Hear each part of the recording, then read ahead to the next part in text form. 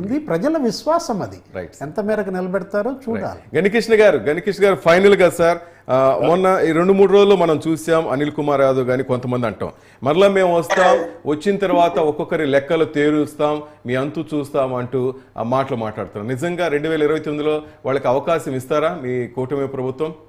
ఎందుకంటే మేము విన్నది కూడా 2029 కూడా కూటమి ప్రభుత్వం రావాలి, ఆంధ్రప్రదేశ్ ఒక మంచి పొజిషన్ తీసుకెళ్ళి మీరు ఆలోచిస్తారు.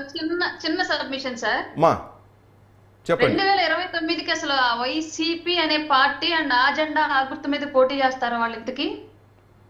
ఓకే, కానీ వాళ్ళు చెప్పుకుంటున్నారు కదా వస్తాం, ఒక్కొక్కరు అంతు చూస్తాం, లెక్కలు తేలుస్తాం అని చెప్తున్నారు కదా. కరెక్ట్ గా 1 year లో షట్టర్ క్లోజ్ చేసుకునే సిచ్యువేషన్ వస్తుంది చూడండి సార్.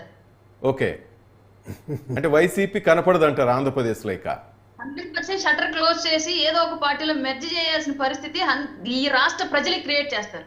ఓకే, అవునా, ఆయన వెనకాల ఉన్న 10 మంది కూడా మిగలదేమో అనే ఉద్దేశంతో ఈ మాటలు మాట్లాడుతున్నాడండి ఆయన. అది ఆయనకే తెలుసు, ప్రజలందరికీ తెలుసు. ఏదో విధంగా అస్తిత్వాన్ని కాపాడుకోవడం కోసం ఆయన మాట్లాడుతున్నాడు. అరుణ్ గారు అన్నట్టు రేపు పొద్దున్న పార్టీ అనేది ఉండదు, ఆయన జైలుకి వెళ్ళడం ఖాయం.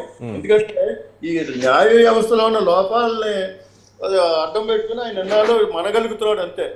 కనీసం కోర్టులు అంటే గౌరవం లేదు. ఇవాళ చంద్రబాబు నాయుడు గారిని డైరెక్ట్ గా ఏం మాట్లాడకపోయినా ఆయన సిట్టు ఆయన తాత్కాలికంగా ఆఫ్ చేస్తాడు. ఆయన సుప్రీంకోర్టు ఏం చెప్పలేదు. బికాస్ చంద్రబాబు నాయుడు గారికి న్యాయ వ్యవస్థ మీద గౌరవం ఉంది, ఆ గౌరవంతో చేశాడు. అటువంటి గౌరవం ఈ జగన్మోహన్ రెడ్డికి లేదు. రేపు బాబు జైలుకి వెళ్ళడం ఖాయం. అదే ఏదో సానుభూతి కోసం, ఏదో దానికోసం అని చెప్పేసి వెనకాల ఉన్న వాళ్ళకి ఈ మాత్రం కూడా వీళ్ళు బెదిరించకపోతే, అదిరించకపోతే వెనకాల ఉన్న జనం కూడా నిలబడరేమో అని చెప్పేసి మాట్లాడుతూ వాడి బెదిరింపులకి ఎవడో భయపడేది ఏమి లేదండి. వాడు చేసేది ఏమీ లేదు.